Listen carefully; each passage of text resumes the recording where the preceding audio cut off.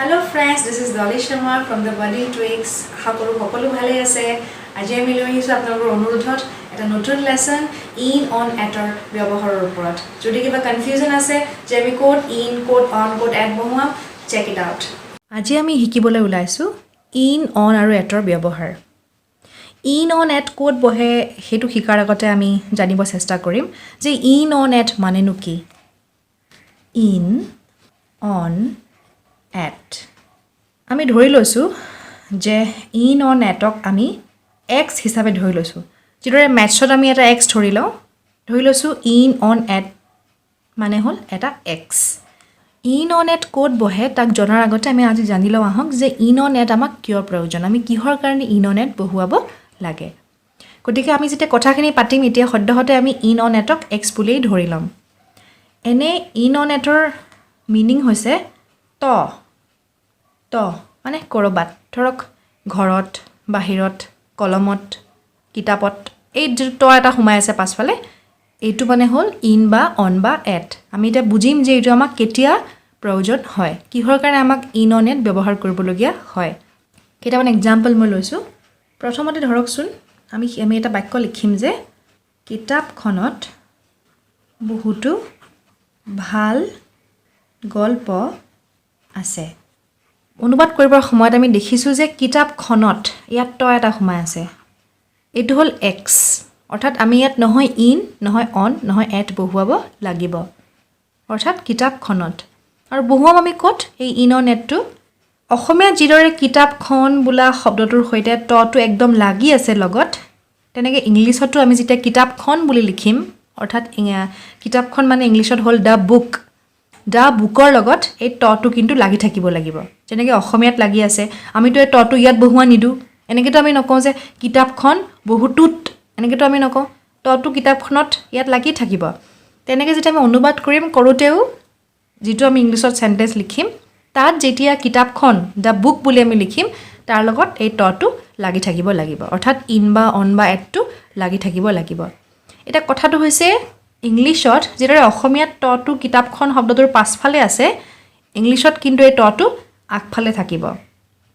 অৰ্থাৎ কিতাপখন দা বুকৰ সন্মুখতহে এই টটো বহিব বেলেগত আমি এই ইন বা অন বা এট অৰ্থাৎ এক্সটো আমি কৰবাত লগোৱালে নহব আমি ইখিনিতহে বহুৱাব লাগিব কিতাপখনৰ লগতে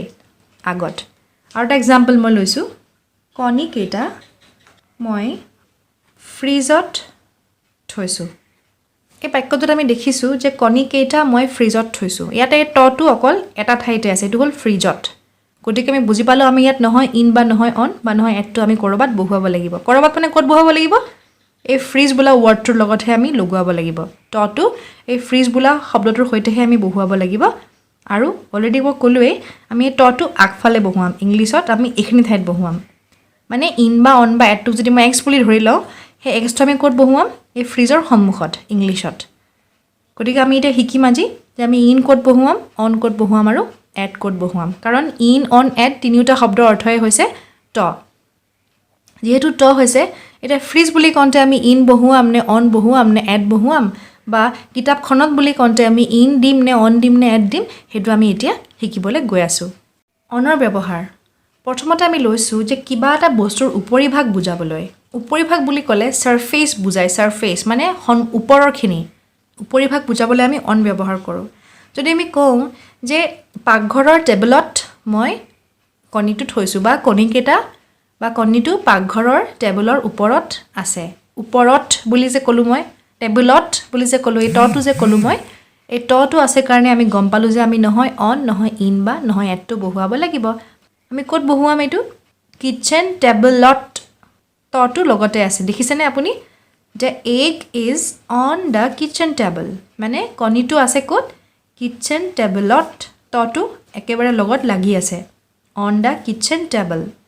টেবুলখন হল এখন সাৰফেস সমান বস্তু তাৰ ওপৰত আছে কাৰণে আমি ইয়াতে অন দিছো আকৌ 2 নম্বৰ এক্সাম্পলটো হৈছে the copy is on my reading table মানে বহিটো কত আছে মোৰ পঢ়া টেবুলত আছে মোৰ পঢ়া টেবুলত মাই মানে মোৰ ৰিডিং টেবল মানে পঢ়া টেবুলত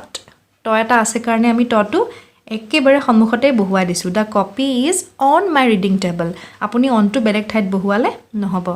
মোৰ পঢ়া টেবুলত তটো যে আছে আমি সেইকাৰণে ইয়াত অন বহুৱাইছোঁ যে the copy is on my reading table অনৰ 2 নম্বৰ ব্যৱহাৰ হৈছে বাৰ আৰু তাৰিখৰ আগত অন বহে ধৰক আমি যদি কওঁ যে দ্য টিচাৰ টিচেছ অন মানডেজ মানে শিক্ষকগৰাকীয়ে সোমবাৰে শিকায় সোমবাৰে কোন বাৰত শিকায় সোমবাৰত শিকায় মানে সোমবাৰেহে শিকায় গতিকে আমি সোমবাৰৰ আগত অন বহুৱাব লাগিব দ্য টিচাৰ টিচেছ অন মানডেজ যেতিয়া আপুনি বাৰ পায় বাৰ দেখা পালে এনেকুৱা মানডেজ হলিডেজ খ্ৰীষ্টমাছ ডে বাৰ্থডে এইবোৰ যি ডে নহওক কিয় আমি আগত অন বহুৱাব লাগিব 2 নম্বৰ এক্সাম্পলটো হৈছে I was born on first day of May' in 2001 2001 চনৰ মে' মাহৰ 1 তাৰিখে মোৰ জন্ম হৈছিলে first day on first day মানে প্ৰথম দিনাখনে I was born on first day of May' in 2001 দেখিলোঁ আমি ইয়াত কিদৰে আমি অন ব্যৱহাৰ কৰিছোঁ অনৰ আৰু এটা ব্যৱহাৰ হৈছে ডিভাইচ বা মেচিনত বুজাবলৈ ধৰকচোন আমি কেতিয়াবা কওঁ যে ল'ৰাজন ক'ত গ'ল যে সি কম্পিউটাৰত আছে মানে সি কম্পিউটাৰত ব্যস্ত হৈ আছে বা সি ফোনত আছে এই যে ফোনত বা কম্পিউটাৰত বুলি যে কওঁ যে ডিভাইচ বা মেচিন বুজাব তেতিয়া আমি অন বহুৱাব লাগিব মানে he is on the phone right now মানে এই মুহূৰ্তত সি ক'ত আছে ফোনত ফোন নট মানে তটো লগত লাগি আছে the phone on the phone মানে ফোনত he is on the phone right now আকৌ 2 নম্বৰ এক্সাম্পলটো হৈছে the mega serial will be on TV tonight the mega serial will be on TV tonight মানে আজি নিশা টিভিত এখন চিৰিয়েল বা মোৰ চিৰিয়েলখন মেগা চিৰিয়েলখন আছে ক'ত আছে টিভিটো ডিভাইচ নহয় জানো মেচিন নহয় জানো সেইকাৰণে আমাৰ টিভিত বুলি কওঁতে আমি অন টিভি দিব লাগিব ইন টিভি ক'লে নহ'ব যদিও টিভিৰ ভিতৰতে সাধাৰণতে আমি দেখা পাওঁ বস্তুবিলাক কিন্তু সেইমতে আমি ইন দিলে নহ'ব ডিভাইচ হয় টিভিটো সেইকাৰণে আমি অন দ্য টিভি বুলি ক'ম বা অন টিভি বুলি ক'ম মানে টিভিত তটো আগত বহিছে একদম লগত লাগি বহিছে টিভিত অসমীয়াত হ'লে আমি টিভি দি উঠি ইয়াত ত দিলোঁ হয় টিভিত ইংলিছ কাৰণে অনটো আগফালে বহিছে তটো আগফালে বহিছে অন টিভি শৰীৰৰ অংগৰ কথা বুজালেও আমাক আমি অন ব্যৱহাৰ কৰিব লাগিব গ্ৰেণ্ডমাদাৰ কিছড মি অন মাই চিক মানে হৈছে গাল মানে আইতাই মোক গালত চুমা খাইছিল চ' গ্ৰেণ্ডমাদাৰ কিছড মি অন মাই চিক মোৰ গালত তটো আগফালে বহিছে একদম লাগি মাই চিক অন মাই চিক মানে মোৰ গালত গ্ৰেণ্ডমাদাৰ কিছড মি মানে গ্ৰেণ্ডমাদাৰ মানে আইতাই কিছড মানে চুমা খাইছিল মোক অন মাই চিক মোৰ গালত তটো লগত লাগি আছে আমি ইয়াত অন দিব লাগিব যেতিয়া শৰীৰৰ অংগৰ কথা বুজাব গালখন হ'ল শৰীৰৰ অংগ সেইটো কাৰণে আমি ইয়াত অন বহুৱাব লাগিব আমি আৰু এটা এক্সাম্পল লৈছোঁ আই ৱেৰ আ ৰিং অন মাই ফিংগাৰ মানে মই মোৰ আঙুঠি পিন্ধোঁ আই ৱেৰ মানে মই পিন্ধোঁ আ ৰিং মানে এটা আঙুঠি ক'ত পিন্ধোঁ মাই ফিংগাৰ মানে মোৰ আঙুলিত আঙুলি হ'ল শৰীৰৰ অংগ সেইকাৰণে আমি ইয়াত ইন বা এট নকৈ অনহে বহুৱাম অন মাই ফিংগাৰ কিবা এটা বস্তুৰ অৱস্থা বুজাবলৈ অৰ্থাৎ বস্তু এটা কি অৱস্থাত আছে এইটো বুজাবলৈ আমি অন ব্যৱহাৰ কৰোঁ 2টা এক্সাম্পল আমি লৈছোঁ প্ৰথমটো হৈছে the house was on fire মানে ঘৰটো আছিল জুইত মানে জুই লাগিছিল ঘৰটো আছিল জুইত ফায়াৰ মানে হৈছে জুইত the house was on fire ঘৰটো আছিল অন ফায়াৰ মানে জুইত the house was on fire আকৌ নম্বৰ 2 এক্সাম্পলটো হৈছে দিছ শ্বাৰ্ট ইজ অন চেইল মানে এই শ্বাৰ্টটো চেলত আমি যে কেতিয়াবা কম বস্তু কিনিব গ'লে চেল দিছে চেলত আছে অন চেইল মানে চেলত অৱস্থা মানে শ্বাৰ্টটোৰ অৱস্থা হৈছে সি কিহত আছে চেলত আছে যেতিয়া এটা অৱস্থা বুজায় এটা ষ্টেট বুজায় বস্তু এটাৰ তেতিয়া আমি তাত অন বহুৱাব লাগিব দিছ শ্বাৰ্ট ইজ অন চেইল অনৰ আৰু এটা ইম্পৰ্টেণ্ট ব্যৱহাৰ ক'বলৈ কৈ আছোঁ ৰাজহুৱা গাড়ীৰ ভিতৰত আছে বুজাবলৈ অন ব্যৱহাৰ কৰা হয় অৰ্থাৎ যদি আপুনি বাছৰ ভিতৰত আছে আমি কিন্তু ইন নকওঁ কাৰণ বাছখন হ'ল এখন ৰাজহুৱা গাড়ী ডাঙৰ গাড়ীত যেতিয়া থাকিব বা ৰাজহুৱা গাড়ীত যেতিয়া থাকিব তেতিয়া আমি ইন নকৈ অন ক'ম যে শ্বি ইজ অন দ্য বাছখন হৈছে ৰাজহুৱা গাড়ী বা ডাঙৰ গাড়ী নম্বৰ 2 এক্সাম্পলটো হৈছে দে ৱেৰ অন দ্য ট্ৰেইনটো ৰাজহুৱা গাড়ী আমি গমেই পাওঁ সকলোৱে সেইটো কথা চ' দে ৱেৰ অন দ্য ট্ৰেইন তেওঁলোকে আছিল অন দ্য ট্ৰেইন মানে ট্ৰেইনত তটো লগত লাগি আছে অন দ্য ট্ৰেইন মানে ট্ৰেইনত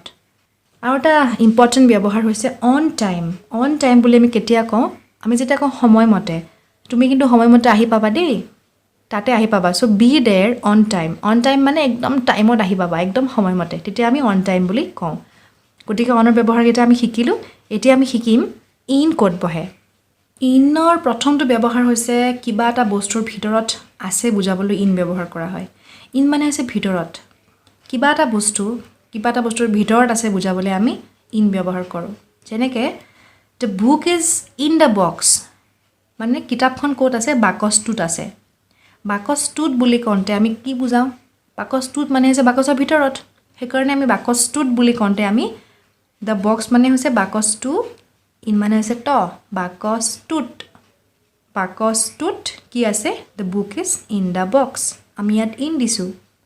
ছেকেণ্ড এক্সাম্পলটো হৈছে যে এগছ আৰ ইন দ্য বাস্কেট, মানে কণীকেইটা ক'ত আছে? বাস্কেটত, মানে খৰাহীৰ ভিতৰত আছে। খৰাহীত থ'লে ভিতৰতে থওঁ আমি, সেইকাৰণে আমি খৰাহীৰ ভিতৰৰ কাৰণে আমি ইন দ্য বাস্কেট কৈছোঁ। দ্য বাস্কেট মানে খৰাহীটোত বুলি কোৱাৰ কাৰণে আমি ইনটো লগতে লাগি আছে ইয়াত। The basket, in the basket মানে খৰাহীটোত। এগছ আৰ ইন দ্য বাস্কেট, কণীকেইটা খৰাহীটোত আছে। ইনৰ আৰু এটা ব্যৱহাৰ হৈছে প্ৰাইভেট গাড়ী বা সৰু গাড়ীৰ ভিতৰত আছে বুজাবলৈ আমি ইন ব্যৱহাৰ কৰোঁ। দে আৰ ইন মাই কাৰ, সিহঁতি মোৰ গাড়ীখনত আছে। ইন মাই কাৰ, ইন সৰু গাড়ী, মাই কাৰ বুলি কওঁতে সৰু গাড়ী, সেইকাৰণে আমি ইয়াত কি বুজাইছোঁ? সেইকাৰণে আমি ইয়াত ইন ব্যৱহাৰ কৰিছোঁ। মানে মাই কাৰ মানে মোৰ গাড়ীত, ইন মাই কাৰ। আকৌ number 2, I left my phone in taxi. টেক্সিখন যদিও ৰাজহুৱা গাড়ী হ'লেও কিন্তু যেতিয়া আপুনি ভাড়াত ল'ব, সেইকণ সময়ৰ কাৰণে গাড়ীখন হ'ল আপোনাৰ, সেইকাৰণে আপুনি ইয়াতে ইন ব্যৱহাৰ কৰিব লাগিব, অন দিব নোৱাৰে। I left my phone in taxi, মই মোৰ ফোনটো ক'ত এৰিছিলোঁ? টেক্সিত এৰিছিলোঁ। টেক্সিত in phone, I left my phone in taxi, টেক্সিত মোৰ ফোনটো মই এৰিছিলোঁ। ইনৰ আৰু এটা ইম্পৰ্টেণ্ট ব্যৱহাৰ হ'ল ঠাইৰ নামৰ আগত ইন ব্যৱহাৰ কৰা হয়। এইটো কেতিয়াও ভুল নকৰিব। সদায় যেতিয়া আপুনি ঠাইত বুজাব, ডাঙৰ ঠাই এখনত যেতিয়া আপুনি থাকিব, আপুনি সদায় ইন ব্যৱহাৰ কৰিব লাগিব। যে we live in Guwahati, Guwahati হৈছে ডাঙৰ ঠাই। আমি থাকোঁ ক'ত? গুৱাহাটীত একেলগে আছে ইনটো গুৱাহাটীৰ লগত, সেইকাৰণে আমি থাকোঁ গুৱাহাটীত। We live in Guwahati. In Guwahati মানে গুৱাহাটীত বুজাইছে, আৰু ঠাইৰ কাৰণে আগত ইন বহিছে। আমি অন বা এট ইউজ নকৰি ইয়াত আমি ইন ব্যৱহাৰ কৰিছোঁ। নাম্বাৰ 2 হৈছে আম ইন মাই ফ্ৰেণ্ডছ প্লেচ, মানে মই ক'ত আছোঁ? আম ইন মানে মই আছোঁ ক'ত? মাই ফ্ৰেণ্ডছ প্লেচ মানে মোৰ বন্ধুৰ তাতে মই আছোঁ। মাই ফ্ৰেণ্ডছ প্লেচো এখন ঠাই আপোনাৰ কাৰণে, তাত আছে কাৰণে আপুনি ইয়াতে ইন ব্যৱহাৰ কৰিছে। মোৰ বন্ধুৰ তাত মানে ঠাইত মোৰ বন্ধুৰ ঠাইত মই আছোঁ। ঠাইৰ নামৰ লগত সদায় ইন ব্যৱহাৰ হ'ব। আৰু এটা ব্যৱহাৰ হৈছে সপ্তাহ, মাহ, বছৰ, কাল আদিৰ আগত ইন ব্যৱহাৰ কৰা হয়। আপুনি যদি কয় যে I am going to your house in this weekend, মানে এইটো উইকেণ্ডত মই আপোনাৰ ঘৰলৈ গৈ আছোঁ। ইন দিছ উইকেণ্ড বা উইক এনেকৈ ক'লে, সপ্তাহ ক'লে আপুনি ইন ক'ব লাগিব। মাহ যদি আপুনি কয় জানুৱাৰী, ফেব্ৰুৱাৰী, মাৰ্চ, এপ্ৰিল, এইবোৰৰ আগত সদায় ইন বহিব। এটা এক্সাম্পল আমি লৈছোঁ, I was born in October. October হৈছে এটা মাহ, অক্টোবৰত মোৰ জন্ম হৈছিল। অক্টোবৰ হ'ল এটা মাহ, অক্টোবৰত মানে অক্টোবৰ মাহত মোৰ জন্ম হৈছিল। মাহৰ নামৰ আগত আমি সদায় ইন বহুৱাম, যে আই ৱাজ বৰ্ন ইন অক্টোবৰ, অক্টোবৰত মোৰ জন্ম হৈছিল। হি লেফ্ট জব ইন 2013, বছৰৰ নামৰ আগত, যিদৰে ক'লোঁ মই অলৰেডি যে বছৰৰ আগত সদায় ইন বহে। ইন 2013 মানে হ'ল হি লেফ্ট জব ইন 2013। ইয়াতে 2013 বছৰৰ কাৰণে বছৰৰ আগত ইন বহিছে। হি লেফ্ট জব ইন 2013। ইনৰ আৰু এটা ইম্পৰ্টেণ্ট ব্যৱহাৰ হৈছে ৰং, আকৃতি, আকাৰ আদিৰ আগত ইন বহে। তাৰমানে আমি কেতিয়াবা এক্সাম্পল লৈছোঁ, পঢ়িলে ভালকৈ বুজিব যে the shirt is mostly in blue, মানে শ্বাৰ্টটো বেছিখিনি ব্লুতে আছে। আমি যে কেতিয়াবা কওঁ এনেকৈ the shirt is mostly in blue মানে নীলাত। The shirt is mostly in blue মানে নীলাত আছে। নীলা বুলি কওঁতে নীলা হ'ল ৰং, সেয়েহে আমি আগত অন বা এট নিদি ইন দিছোঁ। The shirt is mostly in blue. এইদৰে যিমান ৰঙৰ কথা বুজাব, সদায় ৰঙৰ আগত আপুনি ইন বহুৱাব লাগিব। কি ৰঙত আছে, বস্তুটো কি কালাৰত আছে, সদায় আপুনি ইন বহুৱাব লাগিব আকৌ আছে আকৃতি বা আকাৰ এইবিলাক the people stood in a circle circle মানে আছে বৃত্ত এটা আকৃতি the people stood in a circle মানে মানুহবোৰ এটা বৃত্তৰ আকাৰত থিয় হৈছিল the people stood in a circle এনেকৈ আকৃতি বা আকাৰৰ কথা বুজালে সদায় আপুনি ইন দিব লাগিব in a circle মানে এটা বৃত্তত থিয় হৈছিল এটা বৃত্তত in a circle এটা আৰু এক্সাম্পল লৈছোঁ আমি the jacket comes in 5 different sizes মানে জ্যাকেটটো 4টা ডিফাৰেণ্ট সাইজত আহে মানে পোৱা যায় সাইজৰ কথা কৈছে সেয়ে আমি ইন দিছোঁ in 5 different sizes মানে 5টা বেলেগ বেলেগ সাইজত